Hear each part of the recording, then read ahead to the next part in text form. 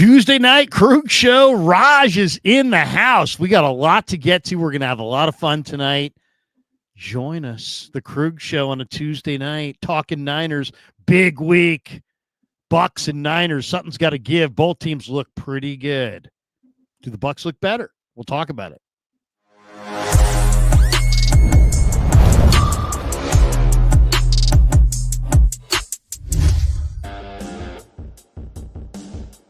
Off and running Tuesday night on the Kreuger show, brought to you by Pig and a Pickle. Best barbecue in all of Northern California is Pig and a Pickle. Check them out. They're in Emeryville. They're in Corte Madera. They're open 7 days a week from 11 a.m. to 8 p.m. or until they run out.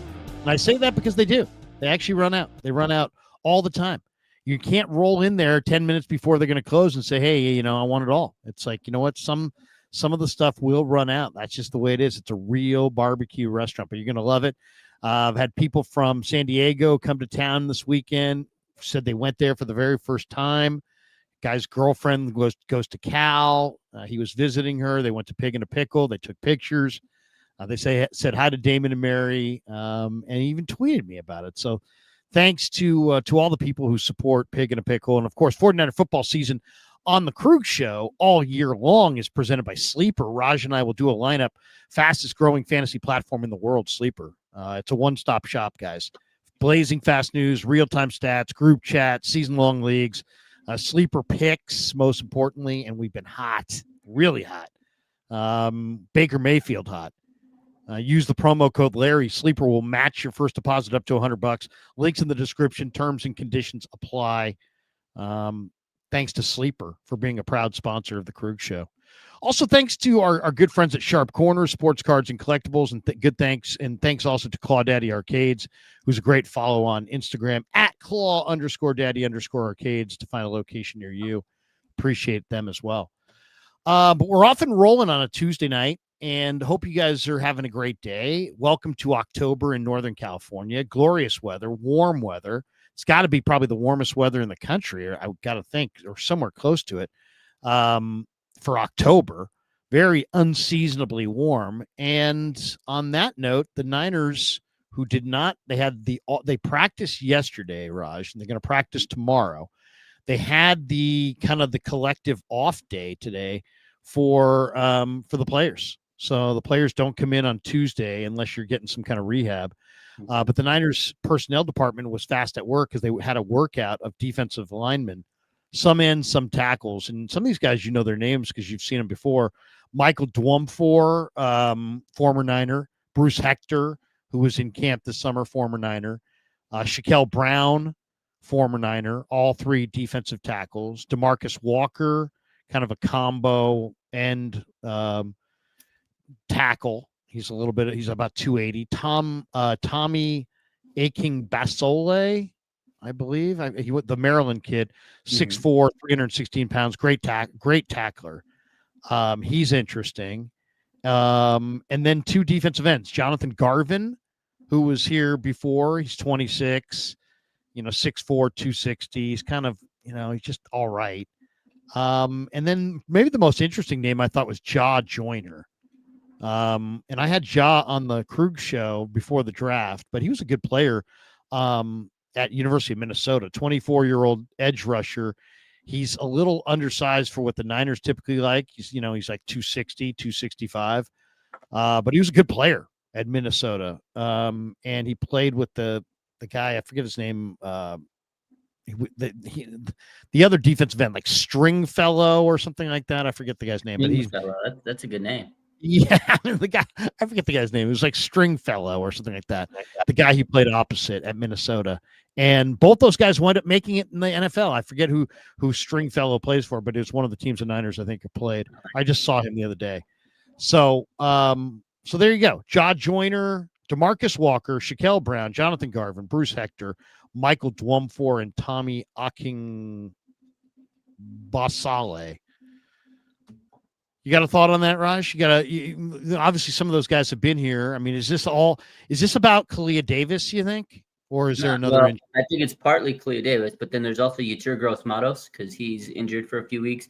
I don't know if you remember, but Kyle said he's going to miss at least a couple of weeks with his knee injury. That man Doe is hurt. So I feel like they obviously just need depth in case of, whatever's happening with the D-line, right? Khalil Davis, Yetur Gross-Matos. Also, Alfred Collins sprained his knee in the victory against He also had a big old club on his wrist or hand, and then CJ West has also got a club, right? He's got a broken thumb, so so they got a lot of D-line injuries. They just need bodies in there, so they'll probably pull them up onto the practice squad, and then if they need to, elevate them on game day, they can. So they're just getting some bodies because these guys are, banged up. But I don't know if they'll play, but definitely to have them on practice squad, which makes sense because they also released and terminated the contract of Jalen Mahomey, the defensive back. So he's out of the practice squad. So you got an extra spot. So I'm sure they'll sign at least one of these guys tomorrow. And then, Wednesday, back to practice. We're going to get a couple transactions. That's how it goes every week. Tuesday, they do their workouts. Wednesday, come back to practice. They'll sign some people for the week. They need, they need some bodies. So that's kind of what the status is on that. But I'm pretty sure Jordan Jefferson is gone, right? Yeah, they got rid of him too. I think he signed someplace, maybe Green Bay. I know he got signed somewhere this week. Yeah, so he's out. As far as defensive line, they have Sebastian Valdez and Evan Anderson. So I mean, it's not like the cupboard's not bare. I mean, I have no problem seeing either one of those guys, if not both, promoted. Anderson's really strong, very strong at the point, and Valdez has got great speed. I'm a big Valdez fan. I think Valdez, especially if they use him in just like a rotational role, because I mean, the preseason this guy played whole quarters, right? And so I don't know if that was the best. I think he'd almost be better if you play him like full bore energy for, what amounts to like 2 or 3 series over the course of the game on key downs. I think Valdez might be able to give you some actual sack production. I mean, he's got a lot of speed, and they really need help without Bosa there. I would give him a look. Actually, 100%. Hopefully they can bring up Seabass. He was amazing in the offseason. Obviously, he's a rookie, undrafted, so he's got a ways to go. But, in training camp, preseason, he looked fantastic. I think he could give him some juice. I mean, at this point, you got really nothing to lose. You're playing with house money. The team is banged up. Whoever gets in there is going to play their heart out. They're going to step up. So, yeah, give him a shot, man. He might be better than, some of the other guys they've had. Like Robert Beal, this guy, he got hurt again. He came back, had a golden opportunity, and now he's, he got hurt and everything. He's like, put in Sebastian Valdez. I'm sure that he could do better than what Robert Beal was able to provide this team. Yeah, I mean, it's frustrating watching Beal because he looks like a ton, and his potential is there. I mean, the potential is absolutely there. He could wreck shop if they could ever kind of just get him out on the field, keep him healthy, get him some momentum. But I don't know. It hasn't happened to this point, and I don't know how much longer they're going to wait around. But yeah, he's hurt. Collins is hurt. Gross-Matos is hurt. Khalil Davis is hurt. CJ West is hurt. They got who's not hurt? Sam O, Bryce Huff, Jordan Elliott, even Mikael Williams has got a few different maladies. I'm sure he's relatively healthy. I will say this: the personnel department didn't leave the cupboard bare. They have on the practice squad at defensive tackle, as we mentioned, Valdez and Anderson, and then at defensive end, Raj, Trevis Gibson. And they've got, I think he's got a couple more elevations left, right? You get 3. He's already been elevated once. I think he's a nice player. And then William Bradley King, I think, has got some talent. He showed some nice things to me in the preseason. It was brief. It was at the end of preseason, but he's got a pass rushing knack. I mean, there's no question in my mind. He is a decent prospect. So they're not, it's not like they have nothing. But they, I'm sure this workout was mostly about depth behind the practice squad guys, because you gotta, you always got to prepare for tomorrow, that somebody else is going down. And it gets more and more difficult. And this really just speaks to the theme of the NFL in 2025. It is a war of attrition. Yeah. And it's like, we could have a really nice discussion, you and I right now, about, who's going to win the Super Bowl and this and that. We could both make incredible points. We could be well-researched. We could be well-intentioned. You know what I mean? We could have a great conversation. And yet both of us know enough about this sport to know that it's gonna, be about who suffers what injuries and when, and how you look week to week, and you just don't know what team's going to suffer what injuries. So you just keep going. And people say, do the 49ers have a chance? They absolutely have a chance. Absolutely. They have a chance against any team. They absolutely have a chance to win the Super Bowl this year. Are they going to be the favorite? Doubtful. But you never know. You never know how this thing's going to come together. 49ers, we know will be getting some players back, but then the question is, how many other players do they lose? Yeah, correct. So you're going to lose players weekly, especially the Niners. It's like every damn game we play, like, okay, we won, but it's hurt. So and you're right, around the league. Look around the league. Look at the Chargers. They lost their 2 best tackles, and now they look terrible. The Ravens, they got a multitude of injuries. And the Niners, that's why you got to really respect this team right now and show, like this 49ers team is unbelievable this year. 4-1, first place, right? They got like all these injuries. We know, I'm not going to list them all. Everybody knows the Niner injuries. It's crazy how they're doing it. Kyle Shanahan's in his bag this year. Robert Saleh has really helped with the defense. Obviously, we know the timely defensive plays. Like everything's amazing and it's working together. Imagine when players come back. But you're right. Who the hell knows what's going to happen in 2, 3, 4, 5, 10 weeks from now? Like, is everybody that's healthy now going to be healthy? You don't know. You just got to pray that, the best players stay healthy, and whoever has to come in can make that leap and step up and, be that next man up. And that's the Niners, man. It's next man up. Like, look at, okay, we lost George Kittle after, early in the season, and we were like, oh, man, we're screwed. And look at Jake Tonjes has become a bona fide starting type. Like wow, Jake Tonjes, man. Like, it's next man up mentality, right? And that's the Niners, man. Somehow, some way, they keep coming up with funky ways to win games. Man, it's crazy. 25, 30 injuries, still rocking and rolling, 4-1, playing games on the road, winning games on the road with your backup quarterback. 49ers are a contender. They're not a perfect team, but they're also a young team. Now, it's interesting. This week on the other side is Tampa Bay. And in a lot of ways, the Buccaneers are a mirror copy of the Niners. Every Tampa Bay win has been by 3 points or less. Both teams have really low point differentials in the positive. Todd Bowles is a good coach. They've won 3 straight division titles in the NFC South.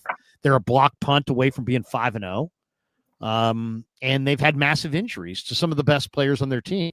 Wirfs, Gadecki, Cody Mauch, Mike Evans, Chris Godwin, Jalen McMillan, Elijah Cansey, Jamel Dean. I mean, they've had crushing injuries, but they're rolling because Mayfield's playing great.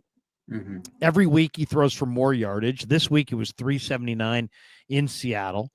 And that kid receiver, Emeka Egbuka, is the first player in NFL history with 25 receptions, 400 receiving yards, and 5 touchdowns in his first 5 NFL games. He's insane. He's absolutely insane. He's a great route runner, subtle moves, veteran-like player in a lot of ways. So this is going to be a battle royale for sure. How do you see the matchup Sunday? Yeah, this is gonna be the toughest game of the season so far. Baker, he's cooking, man. That guy's locked in. Him in that receiving core, whoever's his receivers, he makes them look damn good. And Egbuka, wow. I mean, he's right now early. If the season had stayed, he's rookie of the year, hands down. It's not even a question. Bucky Irving's not going to play, but Rachaad White is almost just as good. Like they're not going to miss a beat. Tough team. I feel like the NFL knew what they were doing, flexing this up to afternoon game. It's good for the viewership. It's going to be great, and it's going to be a battle. Now the weather isn't as humid as it has been. I was looking, and I have a friend that lives in Tampa. He's going to the game, and he says the weather's nice. It's like cool. They got a cold front, so it's not going to be humid like it normally is, like nasty heat. So that'll help the Niners. But this is definitely going to be one of the biggest battles of the season. I think it's going to be another close one. Every game the Niners have played has been pretty darn close. Like it's been a cardiac Niner season, and I don't think this one's going to be different. If you watched that Buccaneers-Seattle game last week, that was a classic. I expect another classic type game like that with the Niners and the Bucs. I think it's going to be close, separated by like 5-6 points somewhere around there. It's going to be a knockdown, drag out game. Niners have the number 1 passing offense in football right now, averaging 290 yards a game passing. Unfortunately, they're 28th in rushing. What's wrong with the run game, in your opinion? Is CMC lost it in your mind? Is it offensive line related? Is it the way the games are being called? Is it way teams are defending the Niners? What do you look at? I mean, Shanahan has basically thrown the ball a lot, and the Niners are throwing the ball more than almost any team in football because they can't run it. I mean, I think there's a combination. Obviously, I think teams are playing the Niners a specific way, but, loading the box, maybe the O-line definitely is a factor. But I also think George Kittle not being there is probably a huge factor that not a lot of people are talking about. We all know how good George Kittle is in the blocking and the run game. I think that is a big factor that isn't getting talked about. And I think I won't say Christian McCaffrey's lost the step, because look at what he's doing. He's putting up like unbelievable numbers as a receiver. They're saying, okay, if we can't get him the ball in space and we're not getting those lanes like we normally could, we're just going to throw it to him. And he looks great when he does get the ball. So I don't think necessarily he's lost a step. I just don't think they're creating the holes that they need to. They're not making those big lanes that we typically see with the Niners. So, I feel like Kyle Shanahan's adapted this season. And, hey, throwing the ball all those times it's fantastic as long as it's working. Now, when it stops working, then we might be a little cooked. But at the moment, I think it's a multitude of those factors, Larry. And I think George Kittle, when he returns, I think the running game will improve a bit. I think it will too. Though I'm not, I'd like to see them get a different back if they could. Mm-hmm. I mean, obviously I like McCaffrey and Robinson's nice, but they don't seem like they have confidence in Garendo. I don't have a lot of confidence in Garendo. I'd love to see what Jordan James has one of these games, just to see what they have.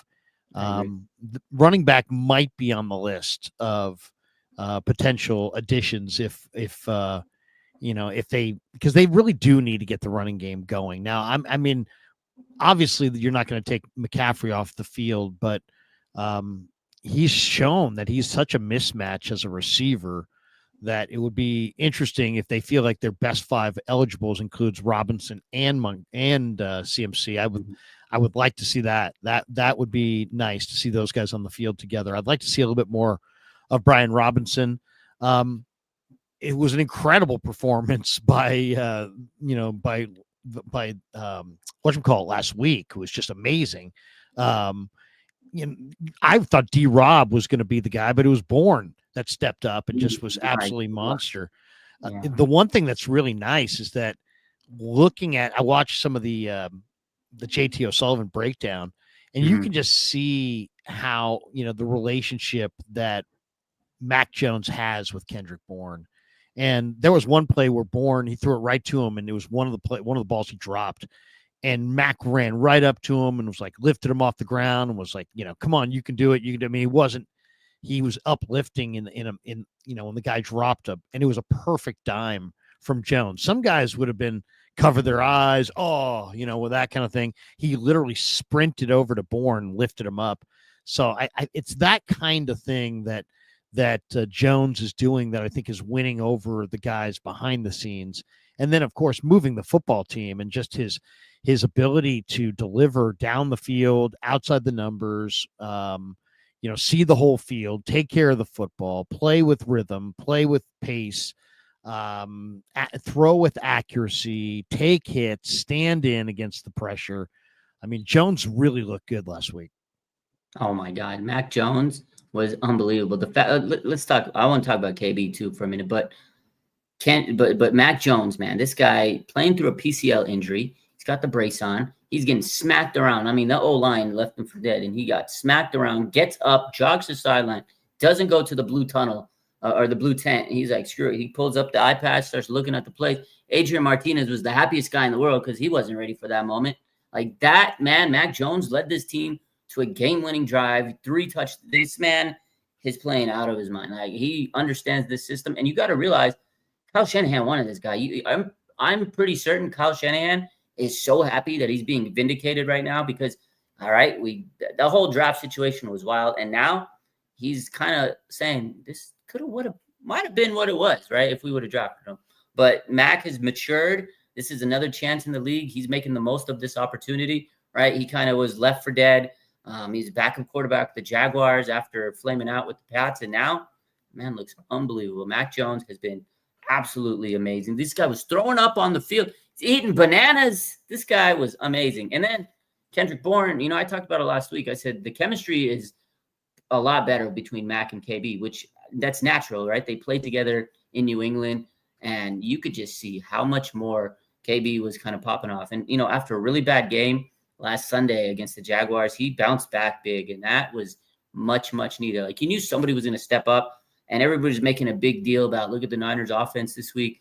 Going into LA, they got Kendrick Bourne, Demarcus Robinson, Jake Tonjes, and Mac Jones. People were laughing, and sure enough, Kendrick Bourne put up just about the same numbers as Puka, the best receiver in the league right now, and that was unbelievable. And the drop, it was the greatest game of his career, really. Greatest game of his career game. He was out there looking like T.O. when he caught 20 catches against the Bears. Like, it was unbelievable, Larry. And the fact that he did that, he still had that performance, and he had the drop in that game is like, wow, he really just mentally locked in at some point, and it was fantastic, man.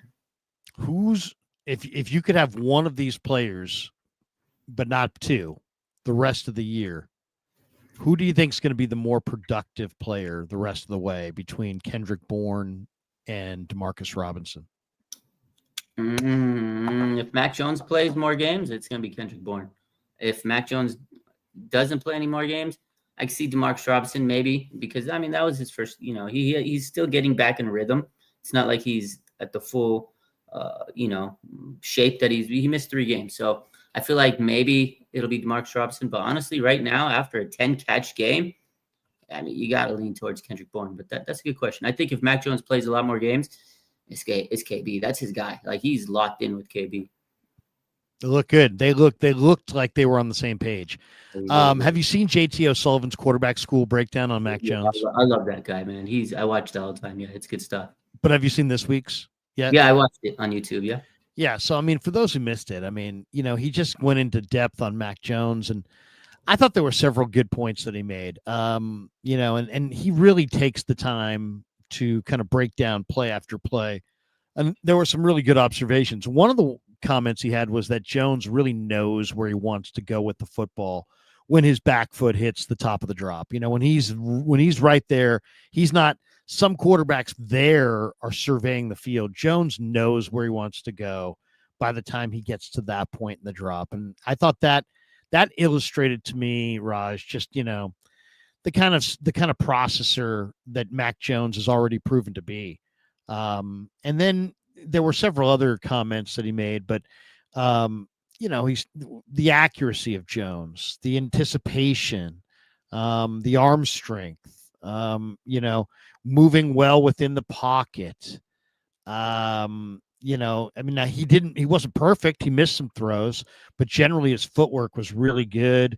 He threw the ball with touch. He threw the ball with anticipation. He had a perfect anticipation ball on a dime on a back shoulder to Demarcus Robinson. That was a great one. So, I mean, there were, whatchamacallit, make some really good points about Jones, and just how Jones really, he just looks very, very comfortable. It looks odd. He played really well. I mean, he's obviously a good processor. He didn't make a lot of mistakes. He threw a number of where he kind of threw the ball into the void, anticipation throws, some of them, a couple throws downfield, a couple throws outside the numbers, some big throws on second down. I mean, he made a number of plays, and he made it kind of look easy. He carried out play fakes. He processed what he saw out there. And I thought the best line from JT O'Sullivan was that, that he did a nice job avoiding pressure and dealing with the pressure when it was there. He did take 10 hits, only 1 sack. But I thought the best line he had was that Jones did a really nice job of having his feet lined up to his first read. And so he was ready to deliver the ball to his first read, and with the proper footwork. And it kind of showed. I mean, he was very decisive, and he played on time. He looked really good. I mean, there's no reason for the 49ers to not put him back out there, especially with Brock's toe barking. I think the biggest positive all week is that I didn't see Brock at practice on Monday, and I would hope if he's really resting that we won't see him at practice for a couple weeks. Yeah, I agree. I think, Shanahan said he's week to week. Ian Rappaport last weekend said he's week to week. So I really think that he's got to take some time to heal. And with the way that Mac's playing and the way the team is playing, really, he's got time to buy. He's got time to rest. And, we're at a 4-1 start. You got a good enough cushion where even if you lose 2 games, which I don't think we will, even if you lose a few games here and there, it's okay because you do have that cushion. So I think we're off to a fantastic start that nobody really expected. I know I didn't. So as long as the team's doing well, there's no need to rush it, man. I know he got the big contract and he probably wants to prove himself, but listen, man, Brock, sit back, relax, keep doing some of those Toyota commercials, earn your money. And when the toe feels good, come back because that injury, Larry, it's a very nagging, it's a pesky, it's an injury that becomes really painful. Yeah. And it can recur he's already aggravated it, right, from coming back to the Jag game. So just got to rest and let that toe heal because it can become really, really bad. Look at Joe Burrow. His was so bad, he had to get surgery. Patrick Willis had to retire because of that type of injury. Like he never felt like he could be the same type of player with the turf toe injury. So it's very, very painful. Brock, just take a time and rest. And when the time is right, come back and everything will be good. Yeah, I'm not going to try to pretend that you're a doctor at all, but Raj does do physical therapy.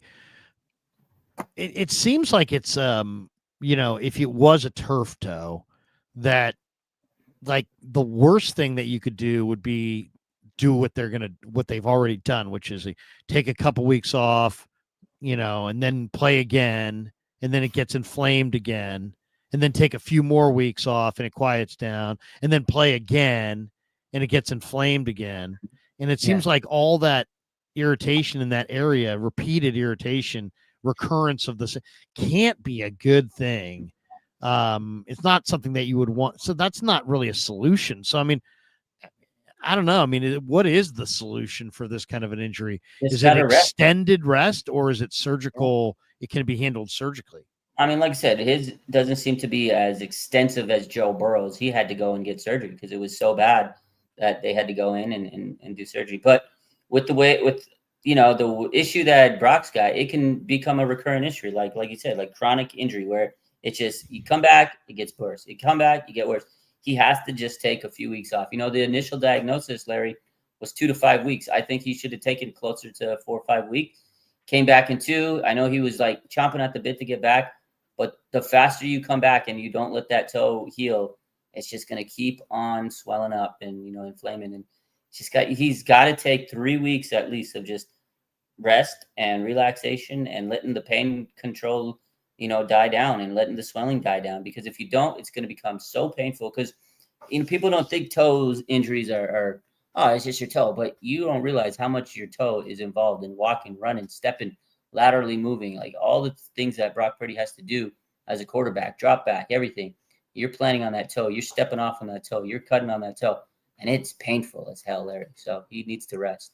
I didn't overstep my bounds by saying that you're not a doctor, right? I mean, you are a doctor. I mean, no, you're not a doctor. I mean, I got a doctorate in physics. You have a doctorate, but you're not an MD. I'm not an MD. No. Yeah. That's all I meant to say. People in the chat are like, you're doing Raj wrong. No, they're not. I'm not doing Raj wrong. I'm just trying to point out to the grand jury here that no, I just trying to point out that Raj is not a doctor per se, but he's in the medical profession. He knows more about it than I do. Which, could be a lot of topics. All right, let's do a sleeper lineup. We're brought to you by Sleeper. 49er football this season on the Kreuger Show is presented by Sleeper, the fastest growing fantasy platform in the world. It's a one-stop shop. You get blazing fast news, real-time stats, group chats, season-long leagues, and, of course, Sleeper picks for daily fantasy, where you choose between 2 to 8 players pre-game or live and pick more or less on their statistical projections. And if you're new to it, use the promo code Larry. You'll get 100% deposit match up to $100 on your first deposit. Links right there in the description. Terms and conditions do apply.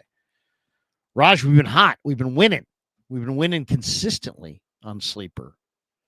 And we're going to go Thursday night football. G-Men and the Eagles. Oh, God, that's a terrible matchup. Terrible matchup. But I'll watch it. What the heck? Watch it. I got to do my promo, too. I'm gonna copy this one and use it for my weekend. All right. What do you got a vibe on any of these Eagles or Giants? I like to root for Cam Scattaboo. Yeah, me too. Is Barkley playing? He's been kind of struggling. He's been, you know what? This is He the has week been where struggling. They have been running it well. this is the week Saquon Barkley gets back on. This is a Saquon Barkley get right game. We putting it in anytime tutty. Saquon Barkley. He's going. Okay. Anytime. There you go. Touchdown for Barkley. Let's go to Cam Scattaboo. Caddy. What you got? What do we got for Cam? An anytime touchdown, I guess. That's it. Give it to me. I'll take it. That's it. Okay. I'll go Cam Scattaboo. He's a great story. National TV. They'll make sure he gets one. I love him. Sac State, baby. Bzz, bzz, bzz. Yeah. Stingers up. I know it's pathetic. Jackson Dart is probably going to throw a pick. I think so. Right? Let's see that. Let's get a pick. Let's get a pick for Jackson Dart. JD. He's going to throw a pick. Okay.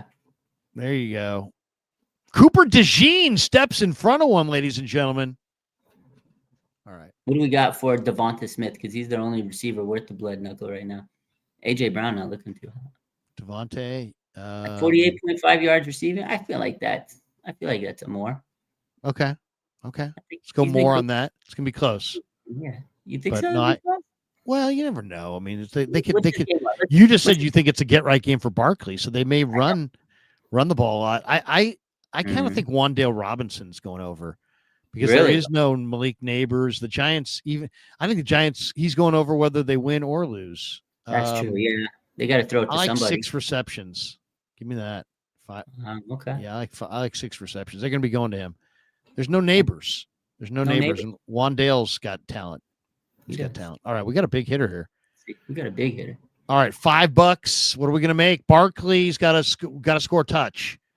Scattaboo's got to score a touchdown. Devontae Smith's got to have 49 yards. Barkley's got to score a touchdown. Dart's got to throw a pick. Wan'Dale's got to get 6 receptions. If all those things happen, $5 becomes $61.80. Nice. Ooh. Not bad. We'd be killing it. Absolutely killing it. Let's do it. So there you go. Awesome. Thank you to Sleeper. We're loving Sleeper. Big thanks to Sleeper. And remember, use code Larry for 100% deposit match up to $100. Links right in the description. Terms apply. Help support the show and also gets you rolling on the #1 sports app, Sleeper. All right. Raj is, when I say that, Raj just goes right to sleep. Right to sleep. I'm actually really tired today. We good though. Are you going to make it through the stream? I will. I took a nap actually. We're 32 minutes in. You want to get some? You want to crush a couple? What's that? You got a couple jolts in the fridge? Oh, no, I can't. Remember Jolt? I do. I mean, Jolt Cola. That stuff was awful. That was so bad. It was like so much caffeine in that thing. It was bad. Between that, now people drink like what, Mountain Dew and Red Bull and all types of Monster energy drink. I can't drink those. Monster. I always have a gigantic Monster at my desk. My name is Jeff. Says Neighbors is out, Larry. Yes, I do know that. He's on my fantasy team. ACL. By the way, he hurt. What did Neighbors hurt? Well, actually, you know what? We have more time to tell you what he didn't hurt because he hurt it all. I don't know if you saw that. He tore the ACL, the MCL, the PCL, the meniscus, and the turf toe. He tore the turf toe. What the heck? That's crazy. Like a car accident. Bad injury, dude. The fact that he tore all the ligaments in his knee is actually insane. That's actually insane. I feel bad for the guy. That MetLife turf. That's the word. I'm so scared when the Niners play the Giants. Oh God, man. This is a dump.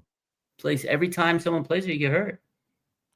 Trying to put this one on there. 49er Red Zone. You're a monster, Larry. Straight up beast. Thank you, 49er Red Zone. And if you'd ripped me, I definitely would have put it up there as well. Or not. All right. So there you go. Sleeper. Thanks to Sleeper. We love Sleeper. Go sign up. Sleeper called me the other day and said, Krug, man, lots of people are signing up. Lots of people are signing up. So way to go, Krug Show. Way to go, Krug Show Army. Thank you for signing up on Sleeper and kicking butt. It's a lot of fun. And when I'm saying Kevin, I won, you know, we can verify it because you guys, we do them on live streams. You can see us making the picks ahead of time and you can see for yourself if we won, and we have. It's awesome. It's actually pretty, I don't want to say it's easy, but it's kind of easy. I don't want to mess around, make it sound like we're get all cocky and everything, but it's kind of easy. You're gonna jinx yourself.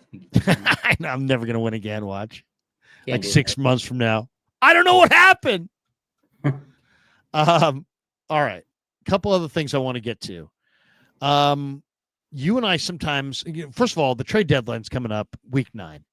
It's week 6, so we're getting close. Oh, November 2nd, right? Yeah. First week in November. So we're inside of a month. It's like 3-4 weeks away. And I think the Niner faithful, I hate to say it to John Lynch, but I think they're expecting John Lynch to do something.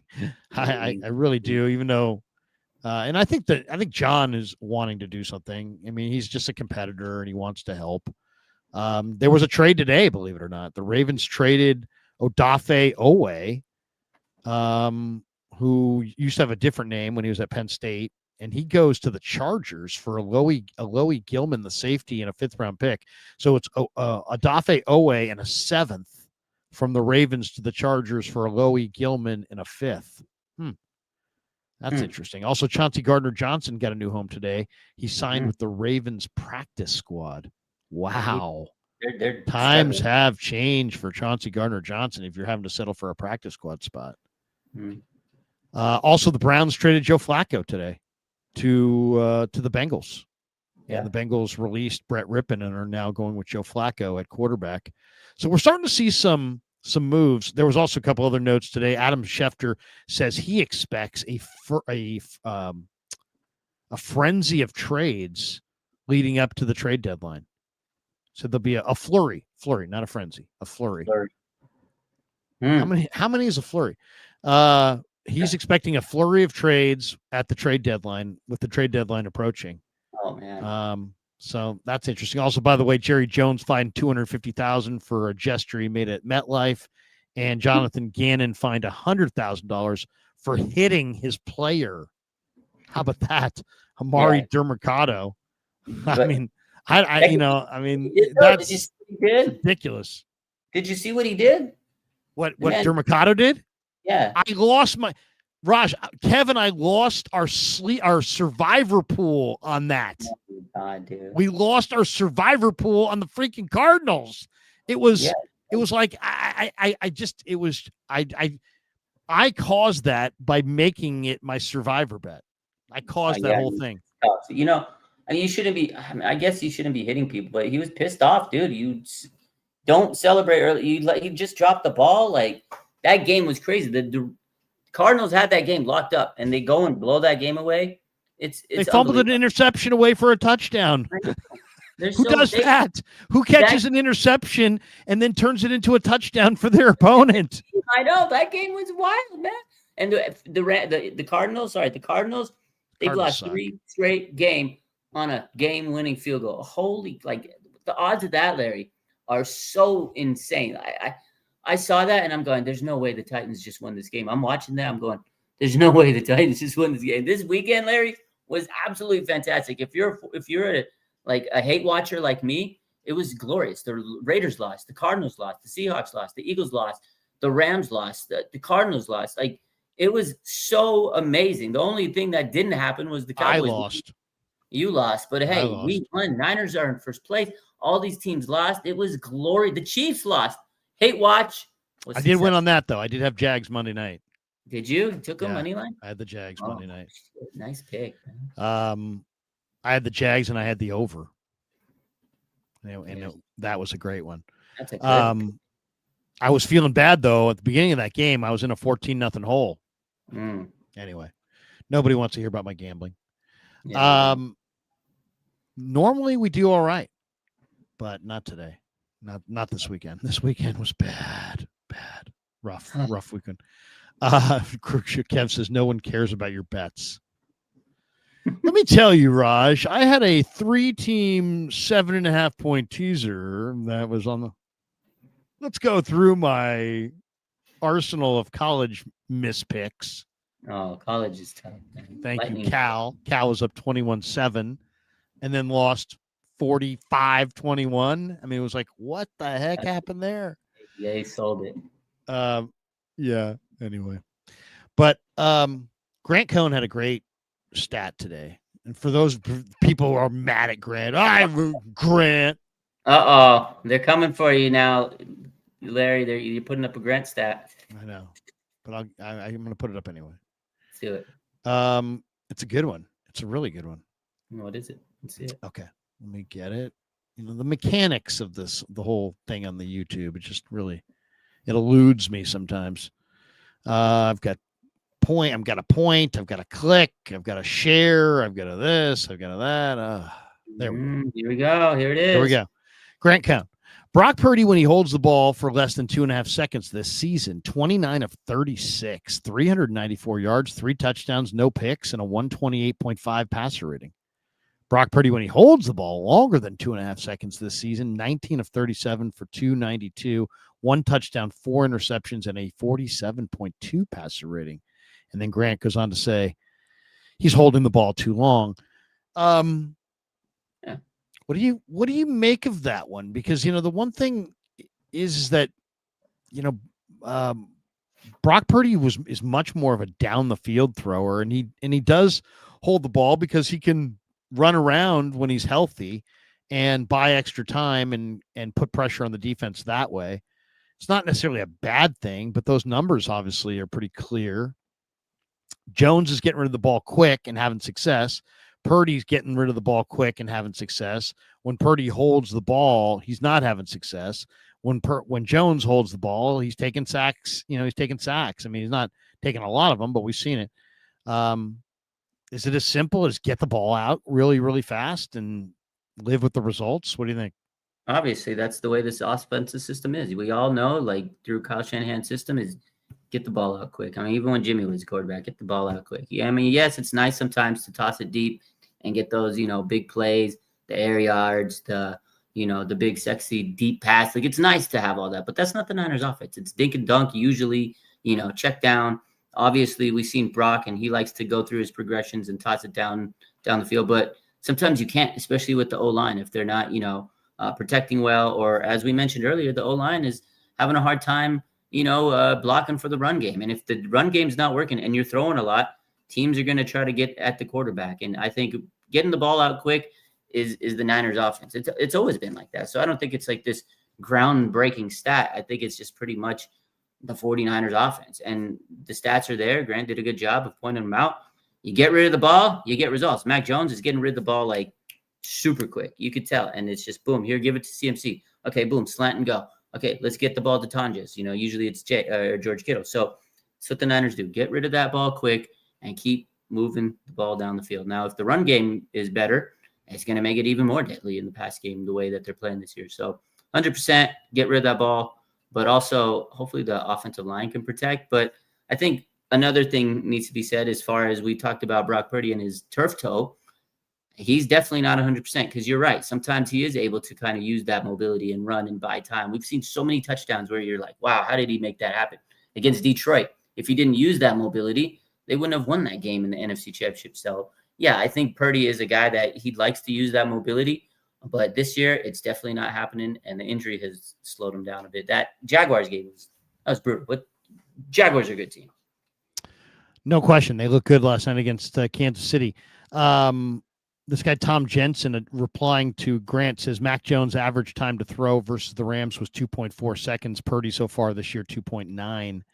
So, I mean, getting the ball out quick. I mean, Purdy, I think, is a little bit more aggressive. He's a little bit more of a big play hunter. Now, I like that about him. And I think when he's fully healthy and he has that escapability and he's got that playmaking ability, I think, I think he's better than Mac Jones, to be honest, because of the movement ability. But if you take away either all of or a chunk of Brock Purdy's, mobility, then now he's got to make more plays in the pocket. Well, if you got to make more plays in the pocket, then, the taller quarterback that can throw over the lineman typically is going to have more success and have fewer passes batted down. I think that's the other thing. We've seen Jones with only a couple passes batted down where Purdy gets a few more because of his height. I think the Niners are in a great position. with two quarterbacks that can really play. And I think it's going to be very interesting to see how it plays out, because Mac Jones is under contract next year for $7 million, and he could want to go somewhere else. And I guarantee you, after watching Baker Mayfield Baker Mayfield, let's just project this out. Let's say Baker Mayfield continues on this ridiculous run and he wins the MVP. Now you've got a quarterback who was given up for dead winning the MVP. If Mac Jones and Daniel Jones continue to play really, really well, now you get two other quote unquote reclamation, project quarterbacks who are having success. I could very much see the Niners getting a very attractive offer for Mac Jones. Whether they're going to take it or not, or whether they would want to keep Mac Jones, I don't know. I guess we'll find out over time. And suddenly there's a lot of drama around this, because it could go a lot of different ways based on how well the two quarterbacks play and how things shake out. It's going to be fun to watch. I'm not here to sit there and go, oh, this is a gigantic quarterback controversy and stir the pot. But the reality is that that's not for me or you or for anybody else to say. It's going to be a product of how these two quarterbacks play and how the Niners do with them out there. And the thing's going to play itself out one way or another, and it's going to be great drama. Yeah, absolutely. It's going to be drama whether you like it or not, whether you think it's a quarterback controversy or not. It's going to end up being a situation. Like you said, Brock, he's our $53 million franchise quarterback. He takes risks, but that's his game. And when sometimes he hits those risks, it's like, wow, beautiful, unbelievable. Mac Jones is safe. He's conservative, but Mac Jones is also playing to showcase himself to get a contract eventually, maybe down the line. He knows what this is. He knows this is my opportunity. I'm going to become a starter right now. And whether I get benched or not, it doesn't matter, because he knows next year the grass is going to be so greener. And that's what he came here for, to be that reclamation project, just like Sam Darnold. Whether the Niners trade him or not, that's to be determined, because it is nice to have two really good quarterbacks right now, two starting caliber quarterbacks. And Mac Jones is proving he can be a starter in this league. It's not like he has, the Avengers he's throwing to. We've talked about the receivers he had. He had a depleted roster. Unbelievably, he was able to walk into LA and finish that game with the W, which nobody believed the Niners could win, right? Other than a few people. And it's amazing. And Mac Jones is doing what he needs to do for himself to get a big contract down the line. And if you look at Brock Purdy, this is what Brock Purdy did a couple years ago, right? He comes in, throw him into the fire. Nobody knew who he was. Mr. Irrelevant. Jimmy goes down, Trey's the hurt. You needed a quarterback. He goes in there and it's like, oh, wow, okay, now we got a quarterback. Mac Jones is coming in. Brock Purdy's hurt, and he's the hot hand. And it's like, wow, this guy's so hard. You can't bench him, because if he wins, let's just say like this. Let's say they have 3 more games without Brock. Let's say that's the case. And let's say Mac Jones goes 3-0 in that stretch. If he runs the table and he's 6-0 as a starter, it's going to be hard to bench a guy that's playing that good. But at the same time, it's hard not to put Brock Purdy back in the lineup, because you're paying him $53 million. So you absolutely have yourself a situation in a couple of weeks. But it'll play out the way it plays out. And right now, it's a good thing to have two quarterbacks that can win you games, Larry. It's fantastic. Oh, absolutely is. And I mean, the value that you're gaining as an organization by being able to trade a quarterback. If you have two franchise quarterbacks and you have you have an ability to get better. I mean, how do you get better? Have multiple franchise quarterbacks and trade one of them away for draft picks and then hit on those draft picks. That's how you get better really, really fast.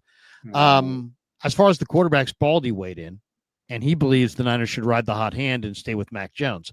This is what he said. He said, it's not a knock on Brock. If he's not 95% healthy, why put him out there?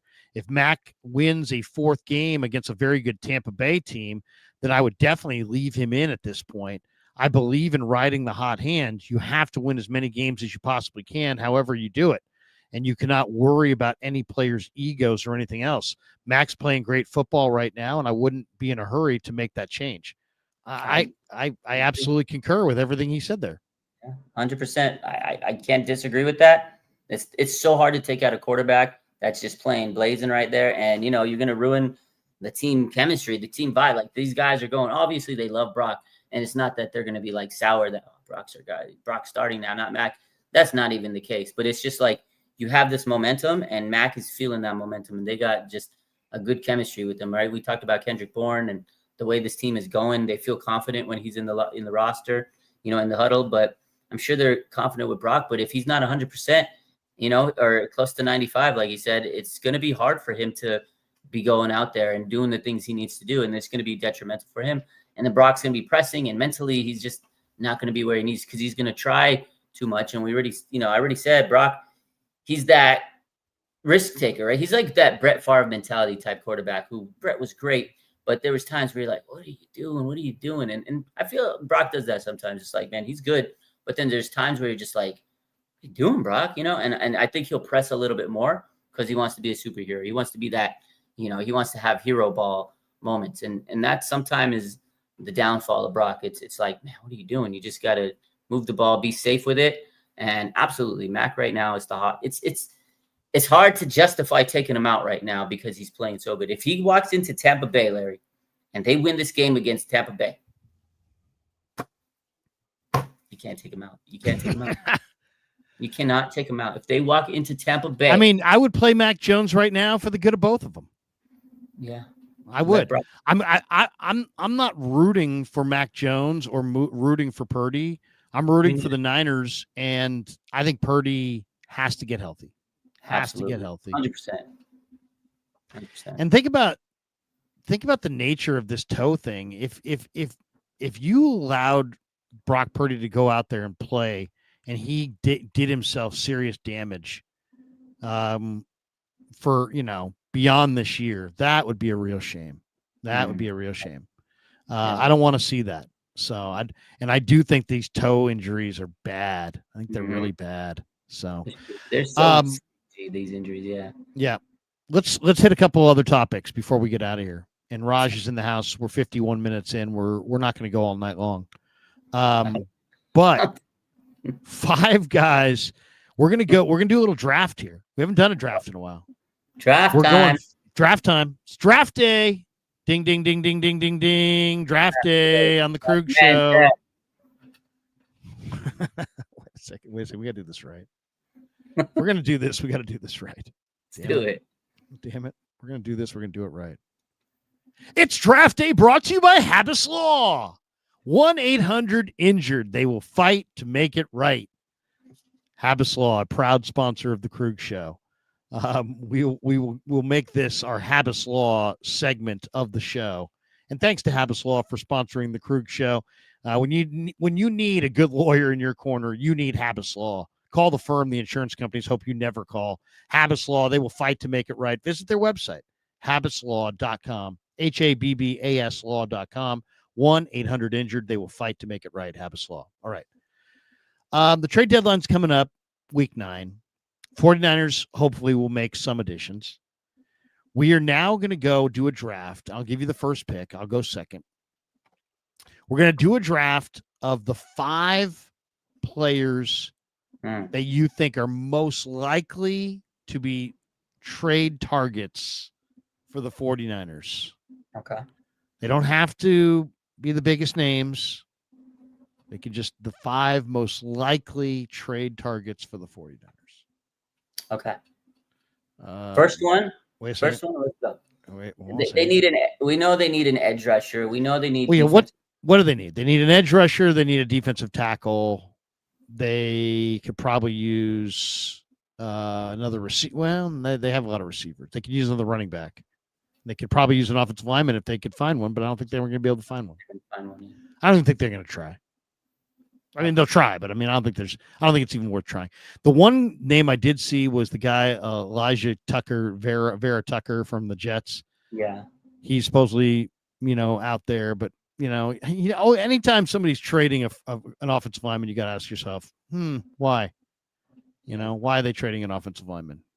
Usually that's not good. But the Niners did get Laken Tomlinson for a 5th-round pick from Detroit a number of years ago at the beginning of the regime, right? And he played really well, and that was a very good trade for the Niners. So it's not unheard of, but that's a guard. That's not a tackle. Yeah. All right. So I'll give you the first pick in our Habas Law. 5 guys we predict the 49ers will trade for at the trade deadline. All right. You have 5 guys you can choose, and we're going to go back and forth. Okay, And so nobody can pick twice. Nobody can be picked twice.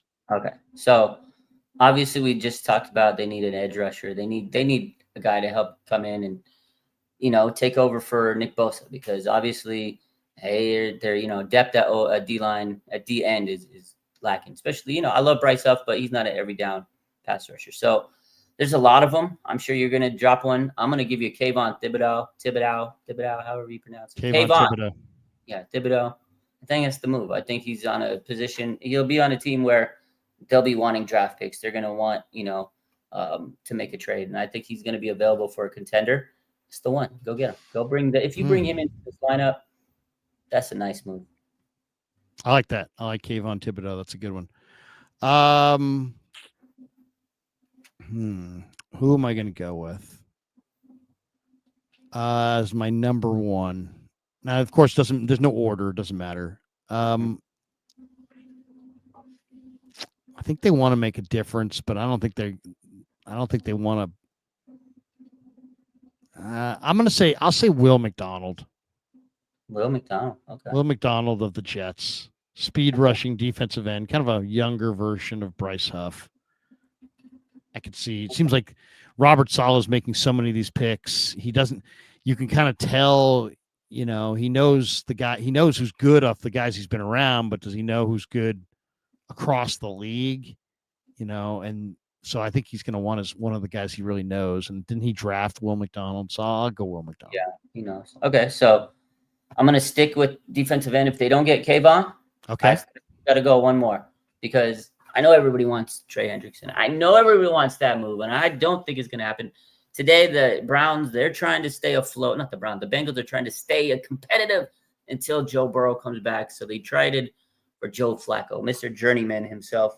Now, is he going to win games? I don't know. But somehow, some way, that guy finds ways to win games. So they're at least trying. So I don't know if they're going to be in the room to trade Trey Hendrickson. So I'm going to go with another guy who will probably be available because his head coach is probably going to get fired soon, Mike McDaniel. I'm going with Miami, Jalen Phillips. I think the Niners might be able to make a move for him, because I think in 2 to 3 weeks, Miami's going to be just, here we go.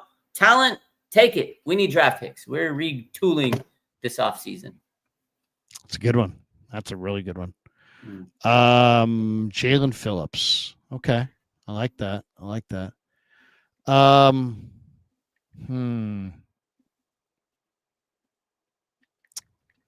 It's really hard to say.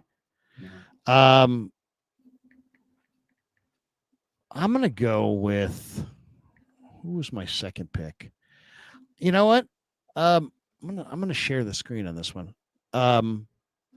I really like the idea. I do think the Niners are going to look to make trades. I do. But I do think because they have a younger core, if they're going to move any draft capital, which is typically what you have to move in these deals, I don't think they're going to want a guy who's just done. I think they're going to want somebody who has a little bit more left. And I just like somebody that they can control and own for, a year or two. So they don't, because I think they're not going to want, they're cognizant of their depth. So I'm going to share the screen here. Our buddy Brad had this idea, and I kind of like this idea. This is Miles Murphy. This is Miles Murphy, and I'm going to put the volume down over here. Let's see. And I think he's up top down here. Up top. And he's just, he's a 275-pound defensive end. He's just really, really athletic. And he's on that same line with the Bengals, with Hendrickson. He's just cheaper. He's younger. He's athletic. I could see Miles Murphy. So I'm going to go Miles Murphy. I know that's kind of off the almost ordering off the menu, defensive end with the Bengals. But I think Brad's onto something here with Miles Murphy. He's not in the right system there. I think the Niners could buy low on him and get a nice little upside. He's kind of reminds me a little bit of like a Raj, kind of like a Charles Omenihu, kind of a big bodied defensive end. So there you go. Yeah, I think they'll definitely get a guy like a Menuhu. And speaking of Menuhu, I'm going to stay with. I know I'm just dropping defensive linemen because That's I okay. think That's likely what they're going to trade for. likely what they're going to do, and I really think that's the move they're going to get. They're probably going to get the edge and a defense tackle, and they'll give up some draft picks because they're going to get those compensatory picks and they can make it up. The guy that they could probably get for a late round pick who's been on the team before, I think they're bringing back Arden Key this year. I think he's going to come back to the Niners, and it's going to be cool, man. I loved Arden Key. I think he's coming back to the Niners from the Titans. I think the Titans will say, okay, you can have him. He's a veteran. We want draft picks. Bring him back to bolster your defensive line. I think Arden Key reuniting with the Niners, I won't say I'm going to guarantee it, but I would say it's a very strong possibility. I like that one. I like that one a lot. Arden Key to the Niners. Okay. He's a good player. He's hurt right now with something, right? He's got some kind of injury going right now. He'll be back. He'll be ready. But he'll be back. I don't know. I it's funny. Everybody's talking about Jeffrey Simmons, and I think if you look at that Tennessee team, they have Sebastian Joseph Day and Arden Key, and it seems like the Niners. That seems more like the Niners' speed. But I'm going to say Jeffrey Simmons because even though Jeffrey Simmons seems like a pipe dream, the Niners also have been in this mode of if we're going to. I mean, look at they've traded for recently. It's like if we're going to trade for somebody, we don't want somebody who's about as good as the guys we have. We want a difference maker. We want CMC. We want Trent Williams. You know what I mean? We want somebody who's really going to come in and make a difference. And I think Simmons, they tried this route with Hargrave, but he wasn't the war daddy that they really needed. Simmons is probably the closest replication of Chris Jones there is in the league. And they did lose Gross Matos. They do have some edge rushers. Maybe they don't have anybody who's really a difference maker inside. Simmons is a difference maker. So I'm going to say Simmons. Okay. That's a good one. It's a little off the menu, but it's going to take a huge effort to get him. But if you don't have to move your number one, I'd almost be interested in almost anything I got to do as long as I don't have to move that number one pick. Okay, that's good.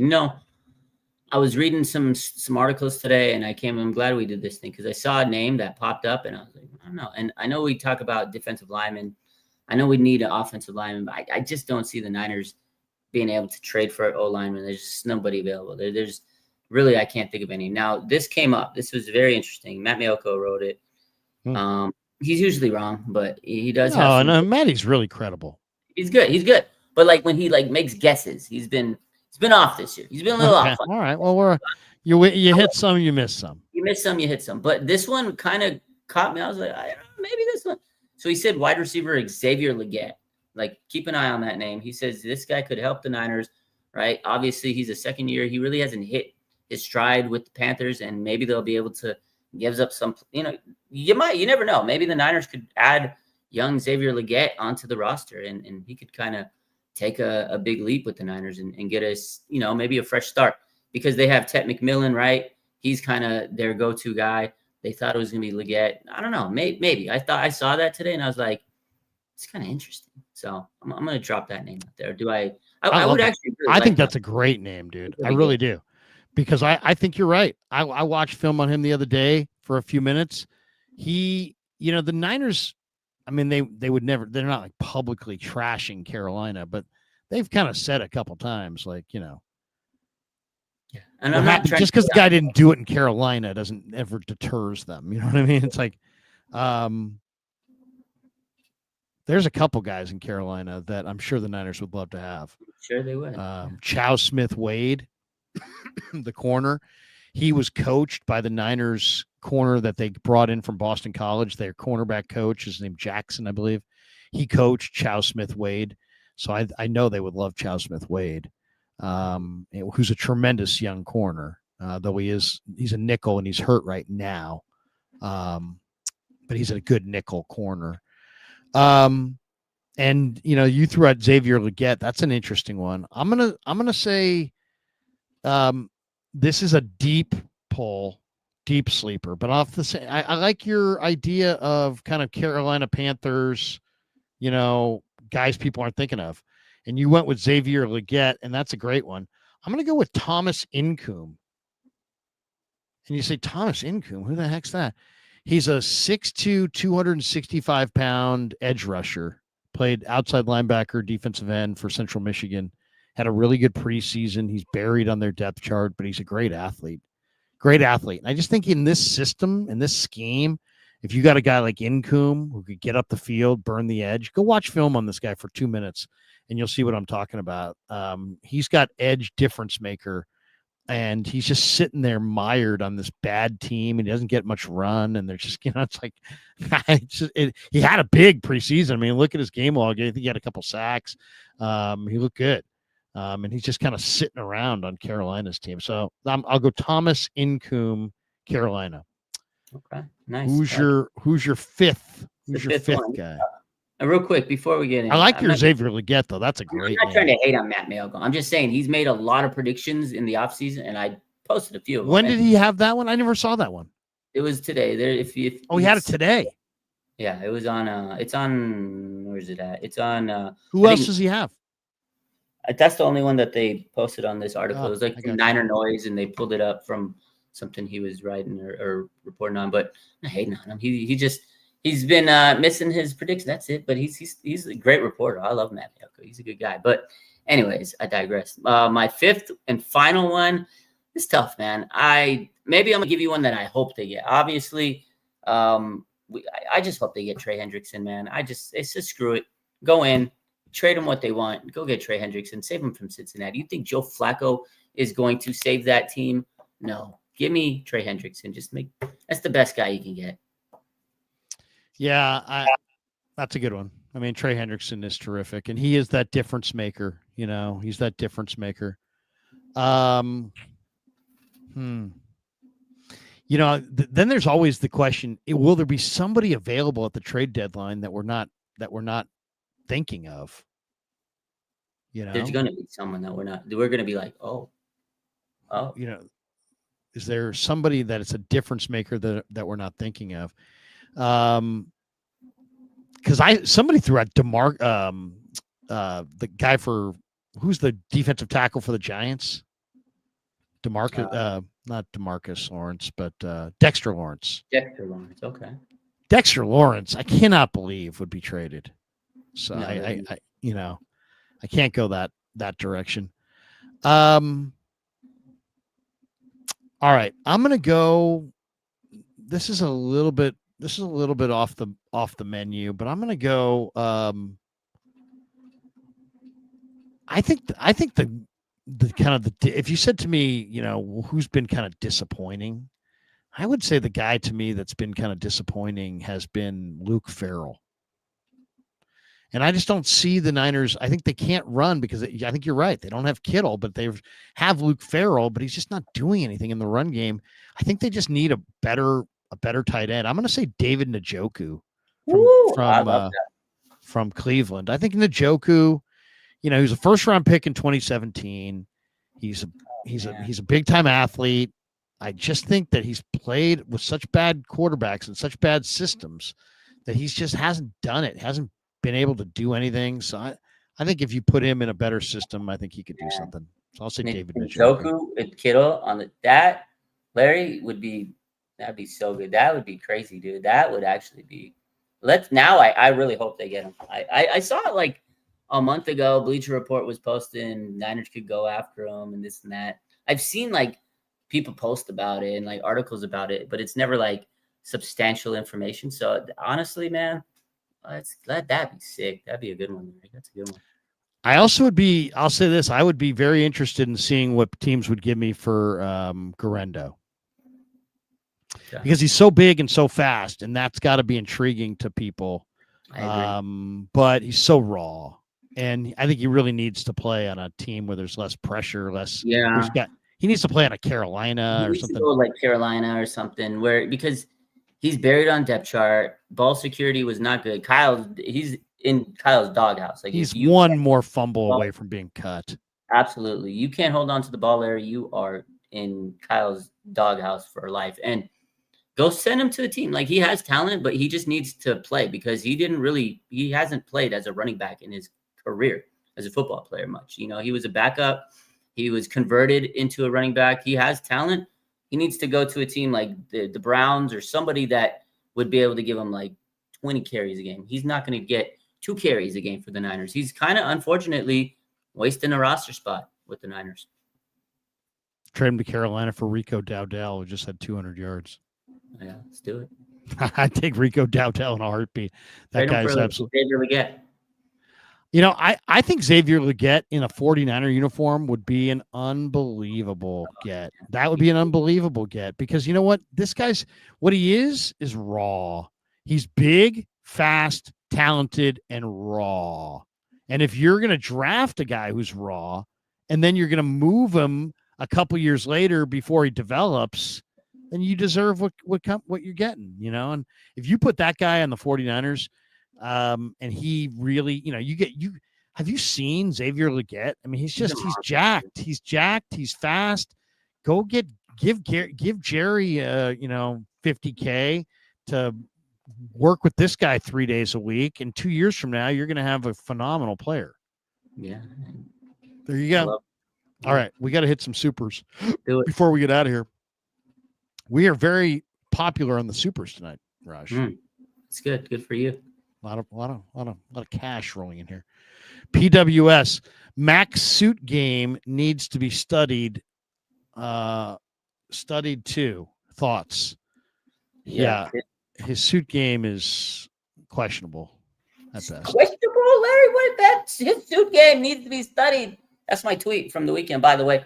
Mac Jones suit game. He wears no socks. I don't care. Have you seen his suits? He had a Harvey Dent suit. He's wore all green suit. I like the red. I like the red suit, but I don't know about the two down the middle suit. Dude, that was amazing, dude.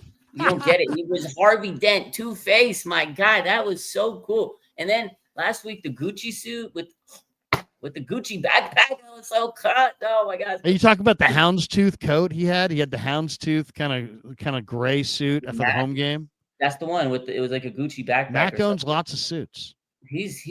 Did you hear what he said? He goes, "I come to work, and he's like, I'm here to work. It's like business for me. Like this is, I love it, man. His suits are amazing. To me, he's got great fashion. He's got aura." I'll defer to you, Kid Trickster. Big fan of UDFA Gabe. ITH. Sleeper defensive tackle. Okay. UDFA Gabe-itch. Kid Trickster again. So wrong. That's just so wrong. That's just so wrong. So this is an undrafted free agent fan, Gabe. Gabe Itch. Gabe Itch. Sleeper defensive tackle. Kid Trickster. Gabe Itch. He goes by Gabe Itch. Yeah. He's a Gabe Itch.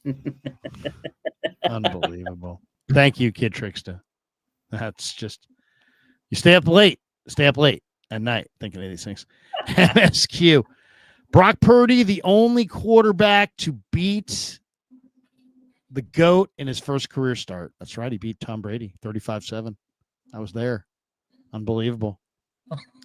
What does that say?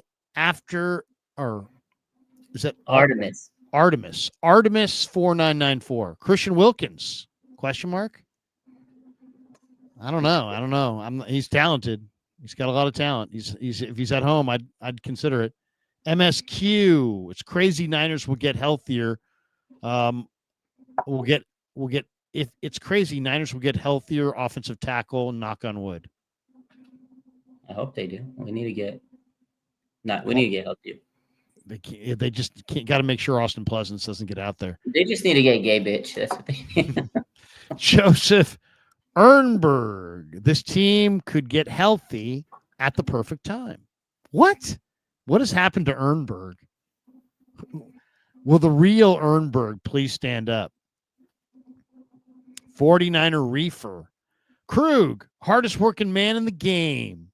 Thank you, Reefer. Appreciate that. Coming from a guy named 49er Reefer, I appreciate that. Yeah. Joseph Ernberg is back. He says we should get Breece Hall. Niners will win the Super Bowl. What do you think of Breece Hall? Oh my God, I love him. That right there. You want another running back that actually would get carries? Go get Breece Hall. But they already made the trade for Brian Robinson. They're not going to do it. But just give him the ball. Give Brian Robinson the ball a couple times, man. How about trade Corey Kiner to the Vikings for, I don't know, or trade Garendo to the Vikings for Corey Kiner off their practice squad? Propa, Breece Hall would help keep CMC fresh. I agree. Stefan, draft Proctor, Caden Proctor, left tackle of the future in Alabama. He's a freak. Guy, we need him. Power cleans like they got to go tackle next year for sure. Definitely. Look at the kid from Auburn. He's great. 49er Reefer. What's Pearsall's return ETA? He's probably going to be there next week. Would be my guess. He might be there this week. He didn't practice in the bonus practice. I don't think he's going to be there this week. You don't think he's playing this week? PCL, I would guess not. But we'll see. We'll know more tomorrow. Yeah. Sorry, Reefer. I wish I had more info. PWS is in next year's draft. Could we possibly see the Niners draft J.C. Harris or J.C. Horn's younger brother, Gabe Horn? Yeah, you're not getting caught on that one. Is he real? Is it Gabe? I have no idea. It's just not. You can't tell anyway. These trickies.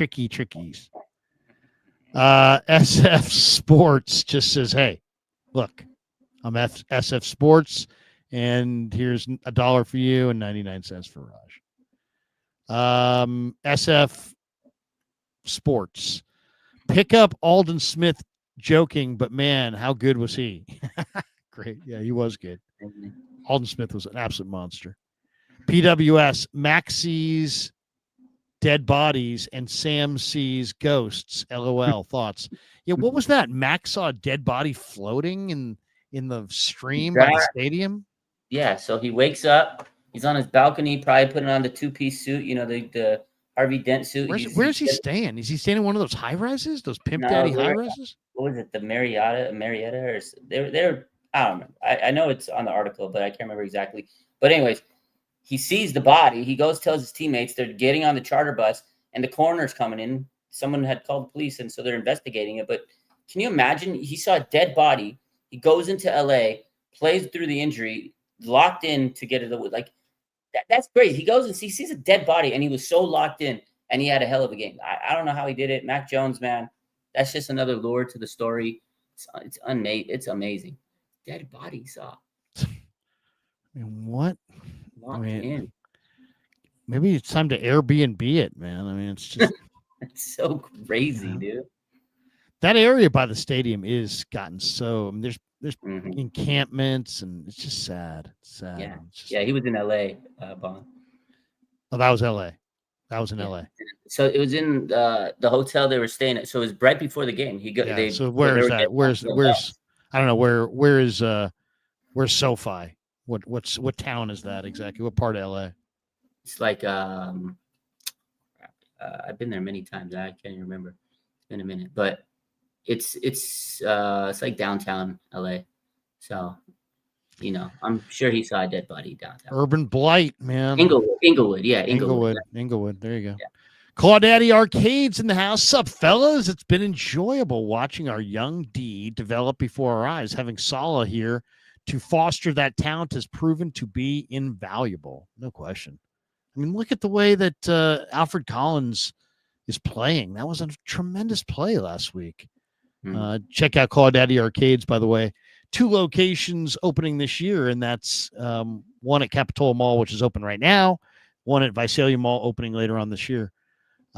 Big fan of Claudaddy Arcades. He's a great follow on Instagram at Claw_Daddy_Arcades. Yes, sir. Claudaddy in the house. We've got this one from Stefan. Would you take a top 20 pick for Mac today? No, I wouldn't. I mean, I know I want that top 20 pick, but this guy could be your quarterback. I mean, your quarterback would, if he could be your quarterback, he's worth more than the 20th pick. So you got to find out. You got to find out exactly how this plays out. You don't know. Who knows? I mean, You don't know. People, we're talking about bodies here.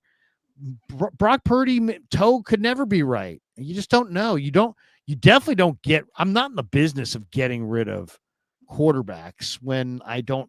If I had other quarterbacks, it'd be one thing, but I wouldn't. Right now, if the Niners got offered a top 20 pick for Mac, I would say, you know what? Let me think about it, and I'll let you know closer to the draft.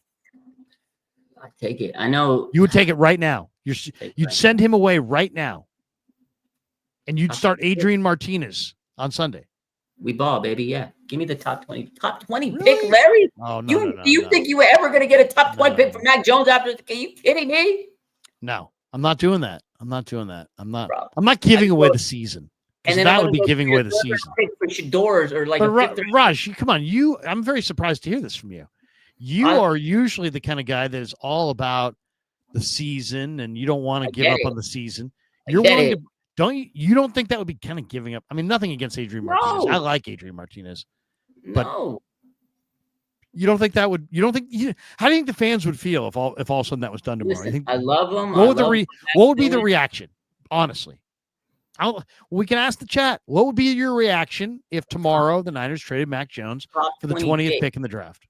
For a top 20 pick, you get Mac. I love Mac Jones, but bro, to turn him into a first-round pick, top 20 pick. This isn't fantasy football. I know. Quarterbacks mean something in real life. I get it. In fantasy, they don't mean anything, but in real life, they mean a lot. Listen, Kyle Shanahan could go get another quarterback and fix him up. Listen. So you don't think Mac Jones is very special? You just think it's all I like him. I like him, and I get what you're saying because we have a quarterback situation where Brock. You'd be giving up this year too. You're not giving up the year. You still have your franchise quarterback on the bench. If he's healthy. Okay, I get it. But he's not. But listen, he's not. I know, but I'm getting a top 20 pick out of Mac I know. Jones. It's a good price. It's a very good price. Holy smokes, man! I'm just surprised to hear you say that because you usually would be the guy who'd be like, yeah, we can't do that because we give away the year. Well, I've had too much lamb vindaloo, according to Mr. Sweden. All right. Would you take a top 20 pick? He says he would. I would not. That's why you know with that 20 pick next year, I'm taking the top, one of the top tackles in the league. You know what? Here would be my thought. If you're offering me the 20th pick in round one, do I think Mac Jones is going to fold like a cheap suit? If I do, I take that 20th pick. If I think Mac Jones is good, I wouldn't. And if I think Mac Jones is good, I would just let him play out this year and see.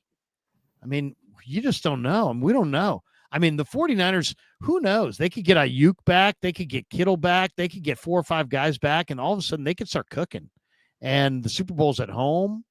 No, I can't give away this season for the 20th pick in the draft, because I also really believe that if Mac Jones is the player that I think he is based on what I've seen, you're going to be able to get something similar to that at the end of the year and get to keep the quarterback anyway. So I hear what you're saying, but I wouldn't want to give away the year.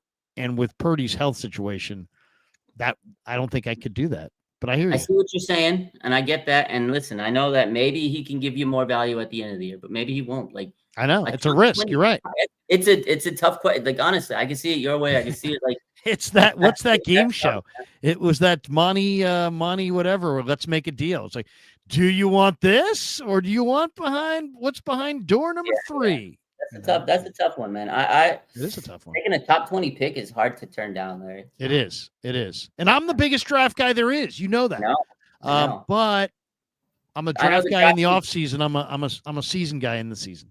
No, and I get it. The draft, and also I really do kind of believe this is doable this year. I really do. I haven't seen that team that I go, oh, no way. Everybody's playing for second place. I mean, I like Philly, I like Buffalo, I like Denver, I like all these teams. They're good. I wouldn't be afraid. I wouldn't be like, oh my God. I thought the Chargers a month ago looked good, but now they're kind of watered down with the injuries. So it's a war of attrition and you just don't know. So I don't know. Weirder things have happened. It's true. I mean, and you're right. The draft pick's not going to help us now, but man, turning down a top 20 pick for Mac Jones is, I know. It's crazy. That's crazy. And considering how fast we're talking about this turnaround, a lot of people would say, "Oh my God, you've overreacted to a couple starts," and I get that, But right now, I wouldn't do it. JC Mania Dylan on Insta compared Purdy and Mac to Joe and Steve during the 87 divisional game against Minnesota. Thoughts? Who's Dylan? Dylan, he's a content creator. He does little videos. Like he'll sit there and talk and say, "Well, this is what I think about the Niners." He does like Bay Area stuff. 87 division playoffs. Niners got in a game against the Vikings. It really didn't have anything to do with Joe Montana, but he threw a pick six to Reggie Rutland right before halftime on a ball he was trying to get to Dwight Clark, and Rutland took it down the sideline for a touchdown. And the Vikings came to Candlestick and they blew out the Niners. But in that game, the real story was Anthony Carter. Anthony Carter just went cuckoo that day. I think he had like 190 yards and 3 touchdowns. It was crazy. I mean, it was absolutely crazy. He skied for all these balls. He was amazing. He took that game over. That's really what happened there. And that Montana thing was just a footnote. And that was 87, by the way. Joe Montana went on to win the next 2 Super Bowls and play great in 90. Steve Young didn't actually emerge as, the guy until 92, 93, 94. That's where it really started to go crazy. Interesting though. Claude Daddy Arcades has this one. Krug, if in fact the Niners were to trade Mac, who would you see as a fit replacement? Who could you see Kyle wanting? Kyle, the reclamationist. Well, he told us he liked Carson Wentz. Oh God. And Wentz is, seemingly always available. So he hasn't gone through him yet. I could see him being here. Other than that, it's hard to say. I think maybe Zach Wilson. Maybe. Oh. Maybe. Zach Wilson. You think you like Zach. You think he'll ever maybe Tanner McKee from Stanford? Maybe he'll finally get Kirk Cousins on the Niners like he's always wanted. Maybe Kirk Cousins. He's always wanted. It's his boy. Wouldn't be the worst as a backup, that's for sure. Kirk Cousins is a good dude. MSQ, LOL, is Jake's last name pronounced Tongus or Tongus? I think it's Tongus. Let's look it up. Tongus or Tongus? Is it a hard G? It's a Tongus? Jake Tongus. Tongus. Jake Tongus. Yeah, I'm going to go Gus, a hard G. Pronunciation. I'm looking up Tongus. Ton, like you're yawning. Tongus. So J. So the second one's right. Yeah. J-U-S? Yeah, J-U-S. Tongus. Tongus. Yeah, just. Tongus. Jake Tongus. Yeah, take Don. Yeah. Not Tongus. No, not Tongus. Not Tongues. Not Tongues. I thought it was Jake Tongues when we first signed him. People say that when they say Jake Tongues, man. That guy Tongues. That guy Tongues. Blood Moon says to put this much stock into Mac 3 games in versus Brock Purdy 3 years. Quarterbacks with pressure in the playoffs shows who they are. Mac, like Sammy Dimes, will remind you, bookmark it. I hope not. I don't know why people say that. A lot of people say that too. They're like, "Oh, watch when the pressure comes." And then like Niner fans, I had no disrespect to my boy Blood Moon, but if Mac Jones is our quarterback in playoffs, damn, I hope he balls out, man. I just don't get that vibe. I respect your opinion. I just don't get that vibe. JC Mania, it's an interesting reel. Dylan made if interested. It's an interesting reel. Dylan is the Dragon, I think, is his user. You can check him out. He does. I'll check him out. Gotta see. I gotta see who's out there. Yeah. Who's on the upcome. You can get him on the show. Get him on the show. Yeah, maybe. Joseph Ernberg, it's a special year when Grant talks positively. That's great. It's actually true. Good stuff. All right, Raj, what do you got cooking this week? How do you give me? I kind of feel like this is going to be a battle royale, but I'll tell you, I like the Niners. Here's why. Tampa Bay special teams not good. Last week, Seattle ran for 6 yards a carry, so I think the Niners might be able to get the run game going. And without Bucky Irving, I don't think those other 2 runners, Tucker's a little dinged up. Rashad White's a better receiver than a runner. I don't think they're going to have this overwhelming run game. It's going to be a tough cover to rush Mayfield and to cover Egbuka for sure. But I like the Niners to win a dogfight. I think it's going to be a good game, but I'll say 27-21 49ers. Yeah, I think it's going to be an absolute dogfight. I think it's going to be a close one. Eddie Pinheiro, another game winner. The legend continues. I think that's what's going to happen. It's going to come down to the leg of Eddie P. It's going to be a wild finish in Tampa, and we're going to leave Raymond James with the W. And also, real quick, shout out to me, RSF on Instagram. Check it out. We are so close. We are literally so close to 400,000 subscribers. 400K. No football fan page out of every team in the entire NFL has that many people. So 400,000. 400,000. You got to really think twice if you want to make a comment, huh? Because it's like, whoa, 400,000 people are getting it. That's a lot. You got a lot. You get some serious comments. Raj, let's see that jersey, by the way. Let's see that Bosa jersey. That's the faithful. That's week 18. That font looks cool. That's a nice. I'm sad it's Bosa, man. I was so sad when I got it, and then he tore the ace, and I was just like, oh man, that was tough. Maybe I jinxed him, but I hope I didn't. It's tough. Raj jinx Bosa? No, I'm just kidding. Shout out to the Houston Niner Empire, my man JC Montana. There you go. What's the handle? RSF 49ers. There you go. All right, that's going to do it for us. Oh wait, you know what? No, I wanted to share the screen on one last thing. This is really cool. I don't like a lot of the rah-rah stuff, but you know what? Sometimes there's some really, really good stuff from the live mic. And I just love the great live mic moment. And here we have one. And to me, let's finish on this because this is real football.